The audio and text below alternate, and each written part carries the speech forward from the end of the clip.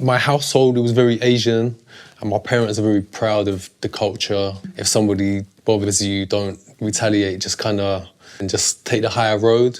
There was a lot of those type of experiences. But the thing is, yeah, which the previous generation might not fully understand, is that when you take the higher road in your eyes, they actually feel like they've won. Yeah. I might be thinking, oh, I've not risen to this foolish interaction, but they're thinking, this guy's soft.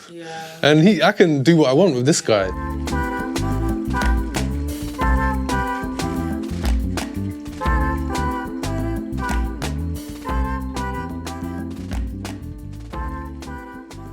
Hi everybody and welcome to Eastern Honeys. I am your host Isabelle. This is my co-host Mel. Hello.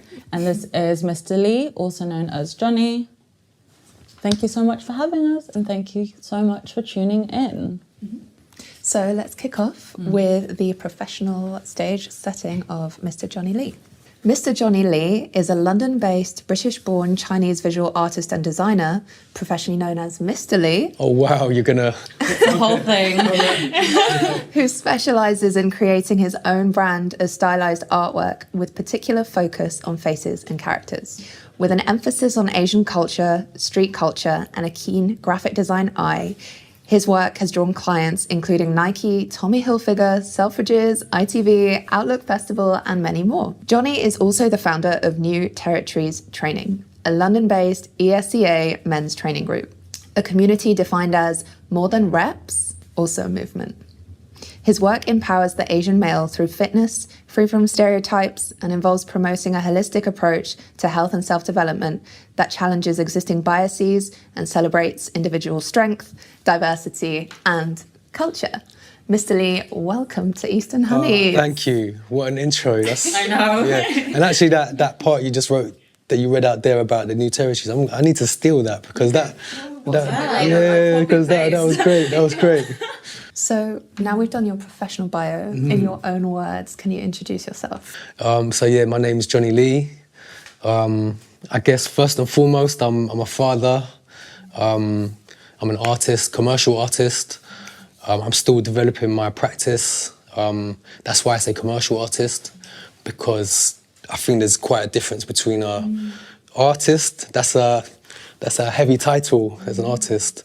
And then commercial artist, I guess the differentiation would be someone who's on the path and they work mainly to get paid, I guess. I'm a family guy, I'm a simple guy. And I realised recently that most of the stuff that I've been doing career-wise and with New Territories kind of is all pertaining to culture, identity, and I realised this is really what kind of drives everything that I'm doing. Yeah. So you recently spoke on a panel talk, Culture as a Superpower, for the UK Creative Festival. Yeah, that's right. And you said on Instagram, quote, "I wear culture as a badge of honour in my art and my life. It's part of who and what I am. It's coded into my DNA. It's wired into my brain. It's why I look how I look. It's language, it's food, it's everything.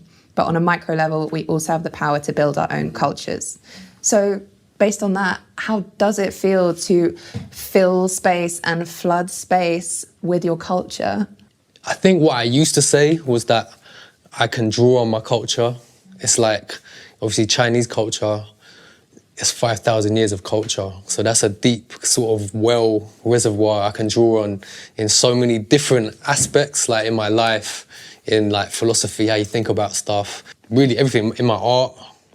So there's so much that I can use from it. Let me just say, I'm not really that analytical of a person.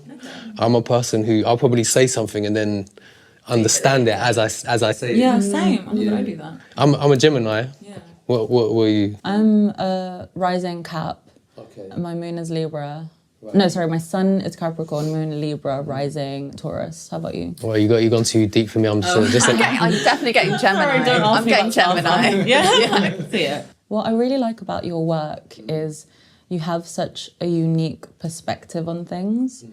And when you're welcome. And when online, when looking at your work and your art, I feel like it's so like fresh and nuanced, and you truly bring yourself to every project that you do. Can you share a bit about that for us? I've been quite fortunate, I guess. So just to give you the rundown on the art career, basically, I always was good at art. So I could always draw.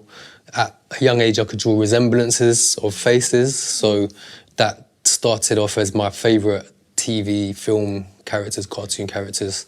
So that would have been like, at the time, it would have been like Jackie Chan, Arnold Schwarzenegger, as, you know, the Terminator with the dark glasses. These were the things I was drawing, but I could always do a resemblance of a face. And I was always good at art through school. And then after school, I tried to do a kind of more academic pursuit. You have another account drawing people on the train? Yeah. Love that. Like, how does it feel? What's the special feeling you get when you connect with someone and their response to that? I really like connecting with people, talking to people. I'm a person who will talk to a stranger just anywhere. I don't feel any way about it. Not that I'm doing it to meet people, but it suits my Gemini-ness. My disposition, yeah. And also, like, it's kind of exciting just walking up to someone and giving them a little surprise, you know? Helping people feel seen. Yeah. I'd feel so valued as a human if someone did that to me, just on a... Everyone's tired, everyone's napping, and for you to then be like... Actually one of the hardest places to do an approach, because everyone's got their kind of little bubble guard up, they've got their headphones on, they're looking down, but actually I started doing that in order to train for the caricature drawings. So I thought, where's the hardest place I can learn to draw quickly? So if I'm on a train, people are moving around, they're getting on, they're getting off. I'm going to have a finite amount of time to like capture their lightness. That's where the connection comes between those two things. I started trying to draw quickly for the caricaturing, and I did the training on the train.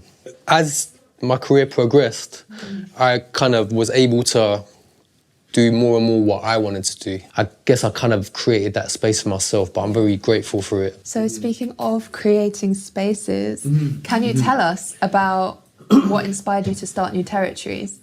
I'm just going to be completely real. The reason that New Territories was able to exist was because I was quiet at work last year. That's I mean, we can relate. 2023, I don't know what happened, but it was like 2022 had my busiest year ever. I had clients, the brands were branding, doing what they do. The money was money. Yeah. Which I was surprised because I thought after the lockdown it was supposed to all go down the toilet. So I was like, okay, I think we're good. And then January the 1st, 2023, I was like, something feels different. I can actually tangibly feel something in the air. And I was like, I don't want to create a self-fulfilling prophecy, but I can feel something's shifted. And then my line was quiet. I know I'm not supposed to say this, but yeah, my line was quiet. I'd gone from doing some of my biggest jobs the previous year, and it was just quiet. And I started thinking, I need something to do. And what I've always, not always, but I've trained for a long time. I was starting to understand that a lot of what I'm doing is really for myself at like 13 years old. Oh, love. Yeah, that's what I do too.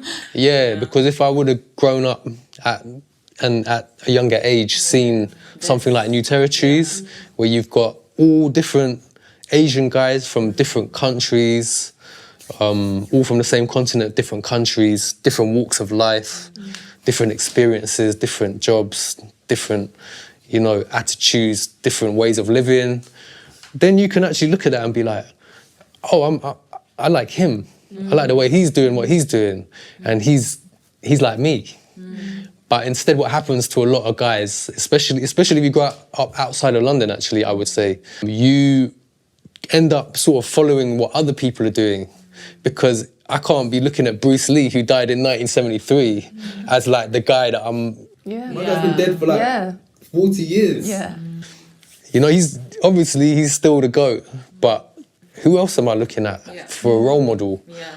I can't see anyone. Like, obviously, as we go through the 2010s and stuff, you've got Manny Pacquiao and certain prominent Asians start rising up, but they're still never looked at in a...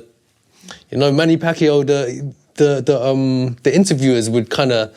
They don't take him that serious. Yeah. My guy's like They caricature him. Yeah, he's like a 5'6" weight world champion. Yeah. But they kind of cheat, Manny Pacquiao, like he's a bit funny, like, and it's a bit like, just because he's very humble and he's very kind and he doesn't, he doesn't come across brash and aggressive. So yeah, it's long story short, all these things sort of came together. And like I said, I don't really analyse too much.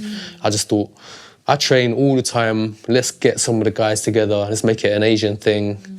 Let's make an open invite for Asian guys. Yeah, I just got it cracking. I got my friend Chris on board, who is, if you've seen him, he looks like Asian. Yeah, Ninja Tang. Shout out Ninja Tang.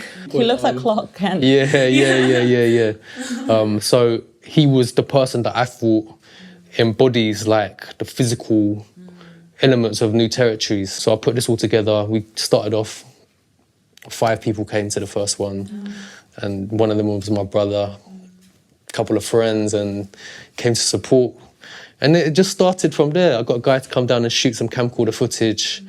The next time there was 7 people, and then it was 9 people. We got like 110 active members, as in people who have attended a session. That's what I classify as a active member. Definitely one of the best things that I've done in my life. It's amazing, that feeling of community and belonging, whereas, in previous years, growing up, we did not have that growing up in the UK. Well, how was it growing up in Cambridge? Yeah. And also, what's your experience of like Asian masculinity and perception growing up? Because you said you're doing this for your 13-year-old self. Can you speak on that? So I grew up, I've moved around, actually my family's moved around a lot. So all the places I lived were very white dominant places, all outside of London. I guess my household was very Asian and my parents are very proud of the culture. But there's also aspects of the culture which are like, don't cause a fuss. If somebody bothers you, don't retaliate, you just got to kind of firm it and just take the higher road. There was a lot of those type of experiences. But the thing is, which the previous generation might not fully understand, is that when you take the higher road in your eyes, it doesn't translate into this Western world that we're living in, let's say, the UK, the United States, even more so, I would say, because I think the US is like, even everything just amplified from UK. But I just felt like if I always kind of let people say what they want to say and just sort of just let it go over my, what do they say? Over my head, let it go over my head. They actually feel like they've won. Yeah. So that's the difference in the culture. I think, I might be thinking, I've not risen to this foolish interaction, but they're thinking, this guy's soft. And I can do what I want with this guy. So, And they continue to get away with things. Yeah, so early on, it was just understanding that. And understanding that as a guy, I can't, in this world, it's different from Asia. So, I mean, in the West, I feel like we have to be a bit more, we can't bring our Eastern attitudes 100% across into they don't translate directly. I would agree. We have to modify, of course we have to modify, we're in a different place. So, how you talk to your parents indoors, the respect that you give them, even if they're acting a bit crazy with you, give that random guy outside that same respect when he starts talking crazy to you, because it's not the same world. So that's, I guess that's my understanding, it really simplified understanding of being a guy. In this setting, you have to do certain things, you know, like in the Chinese ideals, there's like the scholar. It's good to have the brain of him, but then you can't present everything the same way. It's a lost in translation. Just to follow on from your experience of masculinity and navigating different cultures growing up, congrats on your new baby son. Thank you. You have a daughter as well. That's right, yeah. So I know you and your partner are from different cultures. How do you intend to bring your culture through how they're raised in the UK? He's 9-10 days old right now. So I'm just learning a little bit more every day. Do you know what it is? I really have faith in myself. So I feel like whatever I do will be the right thing. as I've gotten older, I feel like I have a more rounded understanding of just life and existence and different cultures. You know, I'm lucky to have friends from all different cultures and some friends that I consider family. And so if I see something useful, or, you know, even down to a micro thing, how somebody does a particular action, how they prepare a certain food.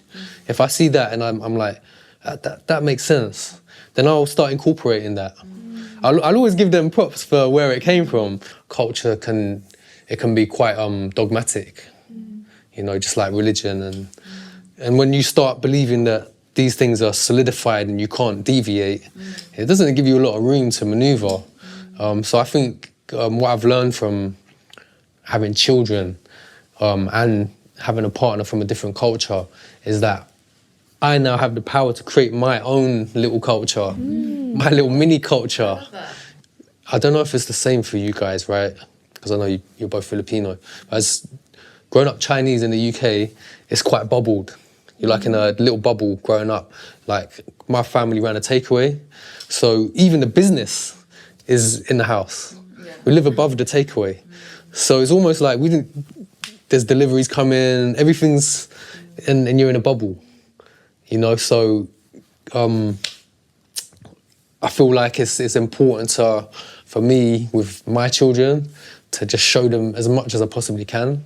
Just trying to create my own little culture which promotes, first thing above everything is self-confidence. Yeah, that's so Because I think important.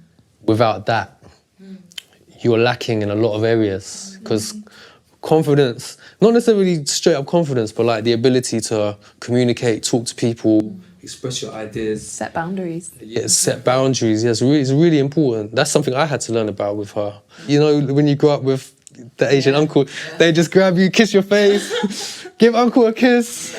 And my missus was like, do you want to give him a kiss? You know, oh my God, wow. she's Yeah, like, spinning it back. You have to say goodbye and you have to greet whoever comes through the door. But you don't necessarily have to give everyone a kiss. Because maybe you don't want to give that random uncle a kiss.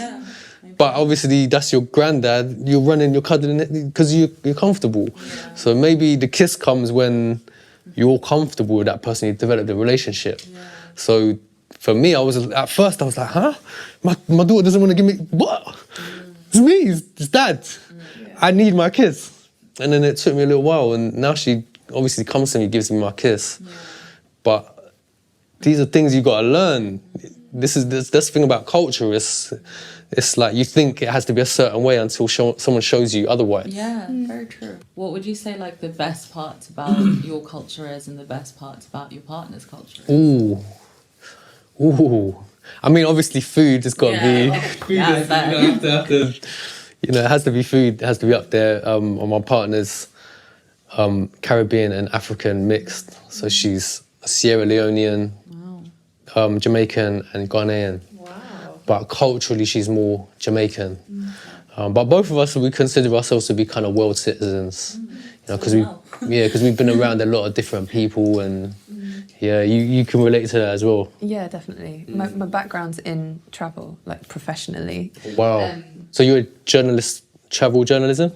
Like writing and content, like photography and social and that kind of thing. Right. But I said to Isabelle, like early on, I feel most at home in the world.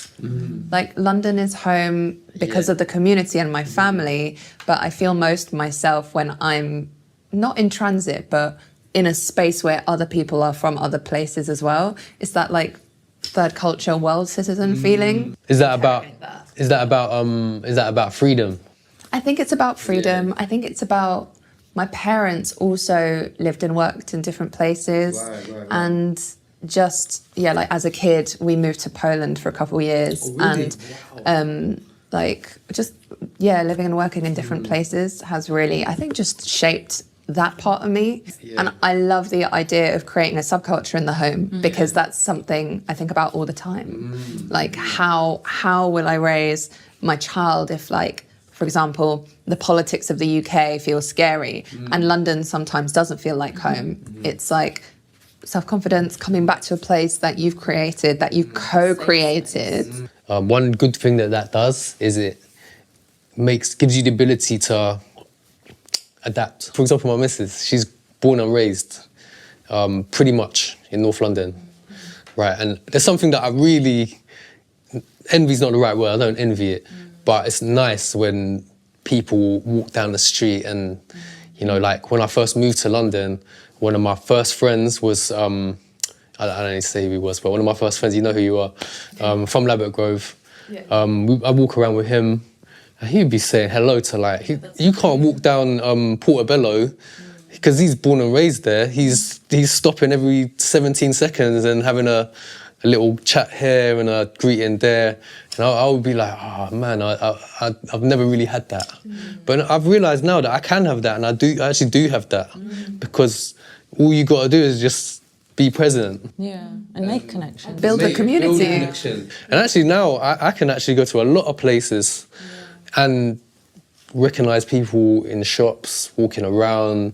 You're the main character, isn't it? You're the main character. I wouldn't want to live my life in a way where... Imagine you're going into the same shop every day and you see the same shopkeeper and you're not even saying hi to him. You're just a stranger for 20... That happens. It does happen. That's lonely. Just say hi, innit? Just say hi. Yeah. I'm always like, oh, imagine being that person who gets on the bus and talks to someone. And I'm like, oh my God, I am that person. That's good, that's good. That means you're here, like you're... I think I'm generally like quite curious. I would agree. And I feel like I always want to, if someone's bag is open, I'll be like, hey, your bag's unzipped. Or like, I love challenge to like compliment someone you don't know. Yeah, oh, I do that. I loved it. That's like my favourite thing to do on the street. Is like, oh my God, I love your like bracelet. So you shared with us the best bit maybe about your partner's culture. How about like Chinese culture? Chinese culture, oh man, it's such a Chinese culture is actually really complex. I would say it's. You're like the oldest dynasty. Yeah, it's like the oldest. It's the oldest culture, but it's also one of the ones that hasn't really modernised that much. Obviously, it has, but I mean, in terms of the way we're viewed by the rest of the world. When people think about China, I'm from Hong Kong, but, you know, it's controversial, but I consider that I'm Chinese as well. You know, some people like to separate the two. Oh no, I'm Hong Kong, I'm mainland. I'm born here, so everyone sees me just as a Chinese guy. So do you know what I mean? I am. So maybe as somebody who's grown up here away from all the politics, I'm able to be a bit more like, I'm both. I'm comfortable with both, and I'm not trying to get involved in the politics. But the best thing about Chinese culture, again, the food, come on, the food. It has I love Chinese food. When you say Chinese food, you're talking about so many cuisines within that. So it's not just sweet and sour chicken balls, isn't it? Crispy seafood noodles. It's like bean sprouts and noodles. Oh my God, it's so good. It's the respect, it's the art, it's the tradition. You know, it's lots of things. But I'm going to caveat that and say that there's a lot of things as well which I think, for my purposes, I'm going to remove. As, you know, within my little culture, there's certain things that I want to promote more of, like open conversation, open communication, being able to share like everything with your father, with your mother, so that if something happens to you, you're comfortable just to tell them what happened. And then rather than you trying to figure it out with your 15-year-old brain, you got an adult who's seen a bit of the world, knows a lot of people, and I'm able to give you some advice on how to conduct yourself in this scenario, rather than asking your friends or looking to someone who might not be the right person for the example. I think that is incredible because in like Asian culture, and I know from like my black friends as well, like communication is not so prevalent in the household. It's kind of like you just deal with it. I definitely relate, because growing up as a young non-white woman in like Ladbroke Grove, for example, in Notting Hill, I got into all kinds of sticky situations that I could not tell my parents, speak to my parents about it, because my parents were so relaxed looking back. But I was like, oh, they have Catholic values. My mum was like, never get pregnant, it will like ruin your life, and all these things like religion, cultural barriers, communication, lack of conversation around certain things like sex, which when you're raising a child in a way more liberal country and culture like the UK versus the Philippines, like I really wish they had created those spaces for me to talk about it with them, because you just feel like alone, especially as a woman, a young Asian woman, getting like, once you hit a certain age in your teenage years, getting sexualized left, right and center. It's really hard, like you say, when you're so naive, to see the good from the bad, to see like the sharks versus the, you know, who are not preying on young girls, and specifically like knowing you're probably like more naive because you're sheltered by your culture. That experience is so across the board with women, like full stop, but also specifically women of colour who haven't had the teachings and learnings that maybe like an English family might have had with their kids, where their mum Sharon's like, come on babe, make a cup of tea, how was your day? Like as if my mum ever would have said anything like that. I mean, to preface, my household is the most loving space ever. Like I love my family. But it's like, it's the common phrase is don't talk back to your elders 100%. Or like respect your elders. And when you maybe like say an opinion that is not like the norm or whatever, or like challenge, let's say if you challenge your elders, that's taken as like you're disrespectful, you are you're not respecting my elders, and therefore like you're like a bad Filipino woman, bad Filipino girl. People in positions of authority, I always used to just kind of like, you're in a position of authority, so you know what's best. Okay, like that's... People please? Or? Yeah, not people please, but just like take things as face value. I'm like, okay, you're in a position of authority, then I therefore must respect you. But actually like now as I traverse life, I've learned these lessons. I'm like, no, actually, I trust myself more than I trust anybody else. And no one's going to disrespect me ever again. Ooh, yeah, I love that. I love that. I love that. That's why we are the way we are now. Yeah, but it takes time. If you promote that in a home, it's going to take less time. Yeah, your daughter's going to be Your daughter's flying. going to be like... Oh, she's too much already. She's a bit feisty sometimes. She's already started to me, Daddy, don't do it like that. So going off what you said about being a good Asian girly. What I realised as well was, about the lost in translation about culture and what's perceived to be good. If you have the traditional values or attributes of someone that's seen as good, in Cantonese that's guai. Guai means like, it's the same word as obedient. Okay. So you don't say good as in good child, you say obedient child. That the word for good is the same word for obedient. Damn. But when you grow up, it's not good to be obedient. Not all the time. Not all the time. You got to have some judgment. You got to be able to make judgment calls. So those values that might give you an obedient child, which is what you want traditionally, might not be giving them the right tools for being an adult in this world. Because if you're quiet, you're obedient, you follow orders, that's a quality for sure.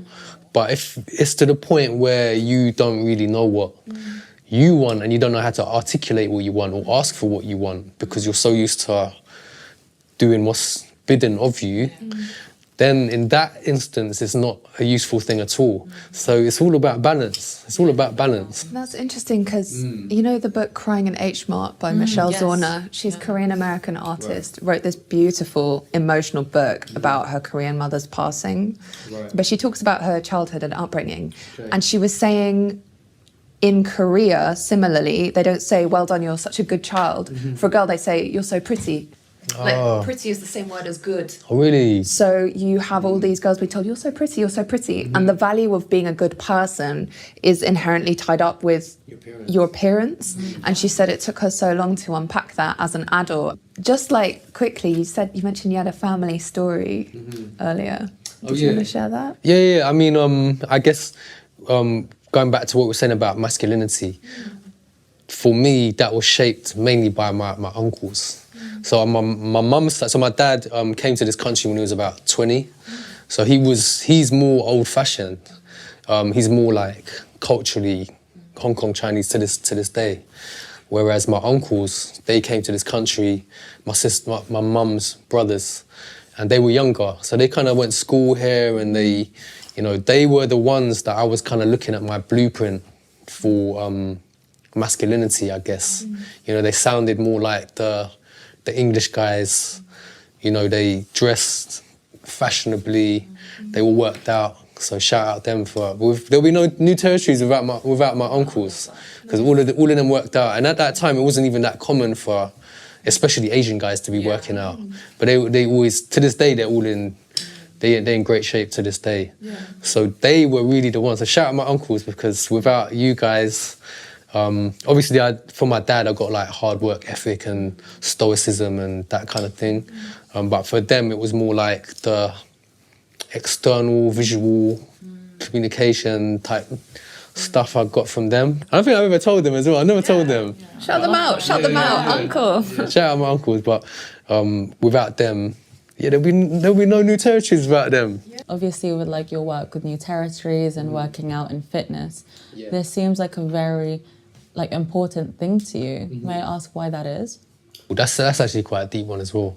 I think, and the perception of Asian guys in this culture, maybe not so much now in 2024, but, you know, going back to, you know, the 90s, the 2000s, 2010s, Asian guys kind of looked at as like weak.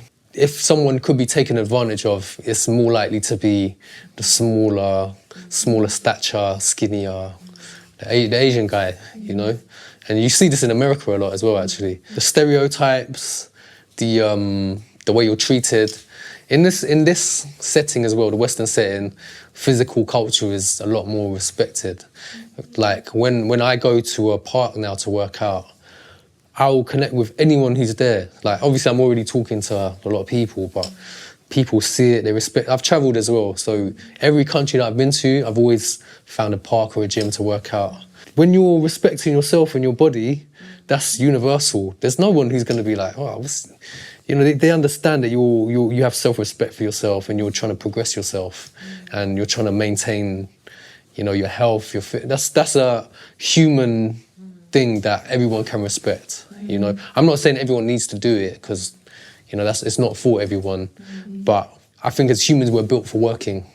You know, like the body's made to do work, not to sit in one place and do this.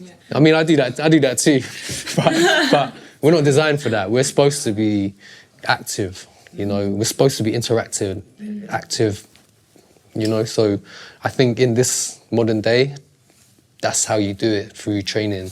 I think people would find it weird back then looking at people in the gym just lifting a weight. What are you doing? Like you're doing that just for what? What reason? You know, because back then it was more like functional strength, functional movement patterns, and that's why calisthenics I feel is more kind of natural, because you're moving your body more, you're learning your body more, rather than just, you know, performing isolated movements just to give you a look. When going back to that point when you said like to be human is to move and to be active and to be in it, and I'm like, is it to be human is to struggle, or is that what it? That's capitalism, baby. No.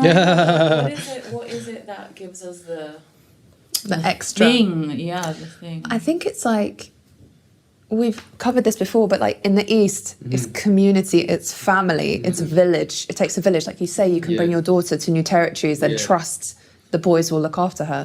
Whereas here it's a lot more individualistic, and maybe that plays a role as well. And so when you come from this rich history and legacy of so much culture and tradition and connection with nature and all these other things, to a country or countries or empires that are built on like bloodshed and killing those people, like you naturally have more spice and flavour, because that's like struggle brings you together as well. But so does culture. Like I feel like there's a few things, but I just generally don't like the fact that it's like people profiting off cultures and not like You know what I mean? We were looking at chili oils, and there's a brand called White Mausu. There's another one like Mr. something something. Lao Gamma is the only one. Lao Gamma is the only one I know. We're looking at the back, researching all of these chili oils, the bio. I loved living in Hong Kong. I was there for 20 years, came back, thought I'd bring chili oil to the masses. White woman named... It's difficult because what if that tastes really damn good and you're like... Even Genki Matcha in Shoreditch, owned by, white people. And it's just like, you have Asians supporting all these brands, but also it's not an Asian behind the scenes. Well, with Chinese takeaways in particular, something that really, a lot of people not privy to this information, but when it comes to Chinese takeaways and the Chinese mindset, what happened, which fragmented the Chinese community in the UK, is rather than putting everything together in one place, people wanted to, create more business for themselves by being the only takeaway. Oh yeah, I read something about this. And so that's why you've got everyone spread it out, and I think that's actually been something that's affected the sort of community vibe. There kind of isn't really one. There is, but it's not what it could be. Yeah, I will say now in our generation, especially like it is London-centric, but I feel like now there are so many amazing community groups popping up, like ESEA Sisters, New Territories, Rise, like Eastern Margins. It's just like, it's really beautiful to be here in this space at this day and age with the individuals in the community. Like I feel so grateful because like what you said earlier about, you doing this for your 13-year-old self, that really resonates with me, and I know it resonates with you too. So on that note, if you were to write a letter to diaspora, what would your letter say? It's okay. It's fine. Everything's good. Just be yourself. Just don't overthink, You are who you are. You're not too much of this or not enough of that. You are who you are because of the sum of all your experiences, You're not too whitewashed. Yeah, you're not too Asian, whatever your culture might be. You just are what you are at this moment of time because of everything that's happened in your life. And it's your responsibility to work out how much of that is useful and how much of it is not useful moving forward. But where you're at right now is because of your upbringing, all the influences you've had around you, your character, because two different people are gonna react to stimulus in a different way, So it's all right. You are who you are. Write a manifesto. The double-barreled surname of myself and my partner is King Lee, and I've written a little manifesto of, K is knowledge, integrity, no excuses, G, grit, and then Lee is love, E, energy, empathy. Take a little piece of paper, write down what you want, and then just get busy. But who you are right now is fine. Don't beat yourself up about things that happened in the past. Just move forward. You're good. Love that. Good. Thank you so much, Mr. Lee. You're welcome. You're welcome. It's a pleasure. It's a pleasure. I love this conversation. Because these conversations, they're not really being had. I know. Yeah. So it's like when you're given the opportunity to speak. There's so much to say. There's There's so legacy much built more up to say. behind us. You're speaking not just for us, but for our ancestors. Yeah, and for the ones coming after as well. So let the people know how they can support you, where they can find you, what you got going on, how to get involved. So to check out my artwork, go to www.mrleelives.com or my Instagram, Mr. Lee Lives, which is where you'll see my art and some life stuff as well. And for New Territories, which is currently an East and Southeast Asian men and boys organisation, go to New Territories Training at Instagram. And we will be opening up for special classes, mixed classes, female classes, as and when. So watch out for that as well. If you related to anything in this episode, drop us a DM, leave a comment, all that good stuff. And we'll catch you in the next episode. Thank you. Maraming salamat.